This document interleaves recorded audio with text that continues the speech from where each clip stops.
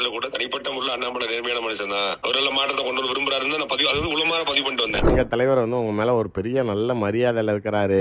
எனக்கு தெரியும் உங்களுக்கும் அவருக்கும் இருக்கக்கூடிய அந்நியனங்கள், சில விஷயங்கள், பேச்சுவார்த்தைகள், தலைவர்கிட்ட பேசுறது, சந்திச்ச இந்த மாதிரியான விஷயங்கள்ல எல்லாமே உங்கள் ஒருவருக்காக மட்டுமே அவர் முக்கியத்துவம் கொடுத்து நிறைய இடத்துல செஞ்சாரு பண்ணாருங்கிறப்ப நீங்களே திரும்பி அவரை உங்களுக்காக வாழ்த்தே போட்டிருக்காரு. ஒரு தனி நபர் பிறந்த நாளுக்காக வாழ்த்து போட்டிருக்காரு. அப்படிங்கிறப்ப நாளைக்கு வந்து நீங்க டக்குன்னு போட்டு இவரை இப்படி போட்டு செய்யறது இது நல்லா இருக்குதா அப்படிங்கிறது தான் எனக்கு ஒரு மாதிரி வருத்தமா போயிடுச்சு. புரியுது. எனக்கும் தனிப்பட்ட முறையில இந்த திமுகவை வீழ்த்திருங்கிற ஒரு வெறி கொண்ட ஒரு ஆளா இல்ல அந்த சித்தாந்தத்தோட இருந்தா பரவாயில்லையே. திமுகவால பாதிக்கப்பட்டது நம்ம தான். இல்ல ஐயோ சீரியஸ்லி நான் அதுல நான் மாற்று கருத்தே சொல்ல மாட்டேன். அதான் எது ரொம்ப கான்சியஸ் டிஎம்கே வரக்கூடாது, ரொம்ப கான்சியஸா இருக்கிறேன். முழுமையான பார்வை மேடை பேசல எந்த இடத்துலயுமே வந்து லைட்டா பொதுவான தமிழ்நாட்டுடைய பிரச்சனை பரந்தூர் விமான நிலையம், ஸ்டெர்லைட் இது மாதிரி பேச முடியும். இன்டெப்தா போய் நம்ம வந்து கிடையாது. கருணாஸ் வரேன்னாரு எடுக்கல, கஸ்தூரி வரேன்னாங்க எடுக்கல. குற்றப்பின்னணிகள் இருக்கிறவங்க எல்லாத்தையுமே வந்து பார்த்து இவங்கெல்லாம் கட்சியில சேர்க்க முடியாதுங்கிற மாதிரி ஒரு கிரைட்டீரியா கிரியேட் பண்றாரு. நாளாச்சு பயணம் போட்டிருக்கல மண்ணின் மைந்தர்களுக்கு இல்ல. ஆமா கண்டிப்பா. அதாவது நீங்க அந்த சிறைச்சாலைக்கு போறதுக்கு முன்னாடி ஒரு தடவை நான் திமுகவில் இருக்கிறப்ப உங்களுக்காக கூப்பிட்டு அருமையா இமிட்டேட் பண்ணிருக்கிறீங்க, உண்மையான கருத்துன்னு வாழ்த்து சொன்னேன். பெரிய கொடுமை அவட்ட வந்து அவன் ஹெல்ப் கேக்குறா. இல்ல அது புரியுது. அது ஆனா யாரு எடுத்து அனுப்புனது இல்ல அது நான் கேட்கல. நான் வந்து அவங்க ஏதோ பைட்டு கொடுத்ததுல ஏதோ ஃபுல் ஃபுட்டேஜ் இல்ல, ஆனா நீங்க ஏதோ அதுக்கப்புறம் முழுசா ரிலீஸ் பண்றேன் கேளுங்க அப்படின்னு நீங்க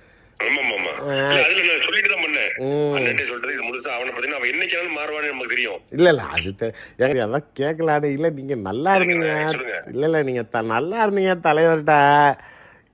ஏன் திடீர்னு நான் நேற்று அனுப்புனாங்க.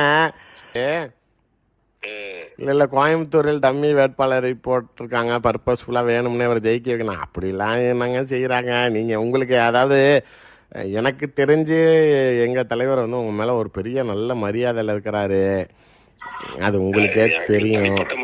இல்ல அதாவது இருவருக்கும் உண்டான ஒரு பேச்சுவார்த்தைங்கிறப்ப அதான் மற்றவர்கள் வேற, பட் உங்க மேல ஒரு பர்சனலான மரியாதை வச்சிருக்கிறாரு. நீங்க மத்தது வேற. இது வந்து நீங்க அவரை பர்சனலா அட்டாக் பண்றது எனக்கே. நீங்க கட்சி சார்ந்து பேசலாம். மற்ற வேட்பாளர்களை இப்ப தூத்துக்குடியில இருந்து திடீர்னு மாத்திட்டாங்களே, ஏன் கனிமொழியை ஏத்து நீங்க நாளைக்கு நிக்கிறதுக்கு நயினார் பயப்படுறாராங்கிறது ஃபேக்டர் வேற. இல்ல இல்ல மதுரையில் நடந்த ஒரு கூட்டத்துல கூட தனிப்பட்ட முறையில் அண்ணாமலை நேர்மையான மனுஷன் தான். அவரெல்லாம் மாற்றத்தை கொண்டு வந்து விரும்புறாருன்னு நான் பதிவு, அது உளமாற பதிவு பண்ணிட்டு வந்தேன். அது பயங்கர ட்ரோல் ஆயிருச்சுங்கிறதுனால இந்த ஒரு கூட்டத்துல கூட தனிப்பட்ட முறையில் அண்ணாமலை நேர்மையான மனுஷன் தான். அவரெல்லாம் மாற்றத்தை கொண்டு வந்து விரும்புறாருன்னு நான் பதிவு, அது உளமாற பதிவு பண்ணிட்டு வந்தேன். அது பயங்கர ட்ரோல் ஆயிருச்சுங்கிறதுனால ஒரு வேலை அது இல்லங்கிறதுக்காக இதை போட்டுட்டீங்களோ? யதார்த்தமான உண்மை அதுதான். இல்லை எனக்கு ஒரே ஒரு புரிதலுக்கு எனக்கு என்னன்னாங்க, எனக்கு தெரியும். அதாவது நான் நிறையா வெளிப்படையாக வார்த்தைகள் சொல்லிக்கொள்ள விரும்பவில்லை. உங்களுக்கும் அவருக்கும் இருக்கக்கூடிய அந்நியனங்கள், சில விஷயங்கள், பேச்சுவார்த்தைகள், தலைவர்கிட்ட பேசுறது, சந்திச்ச இந்த மாதிரியான விஷயங்கள்ல எல்லாமே உங்கள் ஒருவருக்காக மட்டுமே அவர் முக்கியத்துவம் கொடுத்து நிறைய இடத்துல செஞ்சாரு பண்ணாருங்கிறப்ப நீங்களே திரும்பி அவரை உங்களுக்காக வாழ்த்தே போட்டிருக்காரு.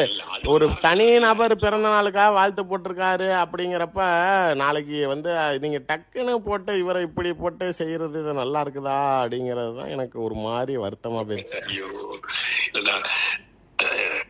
புரியுது. எனக்கும் தனிப்பட்ட முறையில இந்த திமுகவை வீழ்த்திருங்கிற ஒரு வெறி கொண்ட ஒரு ஆளா இல்ல அந்த சித்தாந்தத்தோட இருந்தா பரவாயில்லையே. திமுகவால பாதிக்கப்பட்டது நம்ம தான்.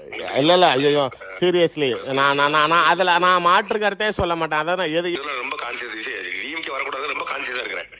முழுமையான பார்வை மேடை பேசல எந்த இடத்துலயுமே வந்து லைட்டா பொதுவான தமிழ்நாட்டுடைய பிரச்சனை பரந்தூர் விமான நிலையம், ஸ்டெர்லைட் இது மாதிரி பேச முடியும்.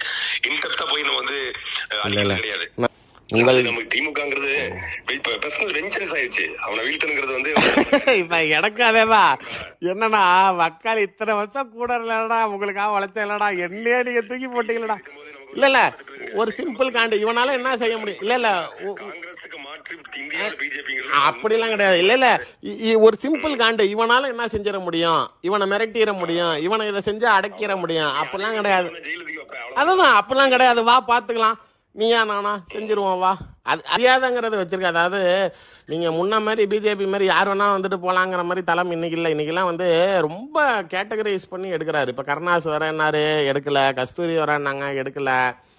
குற்றப்பின்னணிகள் இருக்கிறவங்க எல்லாத்தையுமே வந்து பார்த்து இவங்கெல்லாம் கட்சியில் சேர்க்க முடியாதுங்கிற மாதிரி ஒரு க்ரைட்டீரியாவை கிரியேட் பண்ணுறாரு. யார் நினச்சாலும் இந்த கட்சிக்குள்ளார வர முடியாது, அது நாளைக்கு எனக்கு வேண்டியவங்களாக மட்டும்தான் இருக்க முடியுங்கிற மாதிரியான ஒரு தகுதியான தலைவராக அவரும் நாளைக்கு தகுதியான நபர்களை சேர்க்கணுங்கிற மாதிரியான ஒரு விஷயத்தில் வச்சுருக்கப்போ உங்கள் மேலே என்றைக்கும் ஒரு பிரியம் வச்சுருக்காருங்கிறப்ப உங்கள் மேலே எந்த அளவுக்கு ஒரு இம்பார்ட்டன்ஸ் வச்சுருக்காருங்கிறப்ப அது உங்கள் மேல் தனிப்பட்ட முறையில் நெருக்கமாக பழங்கக்கூடிய விஷயத்தினால இருக்கிற ஒரு அந்நியத்துக்காக சொல்கிறேன் நான்.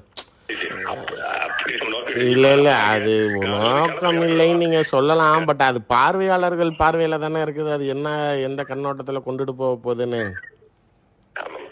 அடுத்தடுத்து வைக்க போற மூவில பொறுத்து இருக்குல்ல. இங்க பாருங்க, அடுத்தது அடி படிப்போம். அதை கொஞ்சம் பார்த்து செய்யுங்க. இல்ல இல்ல நமக்கு டார்கெட் அவங்க கிடையாதுப்பா, விட்டு நம்ம முழு டார்கெட் இவங்க தான் நமக்கு அப்படின்னு சொல்லிட்டு. யாருங்க?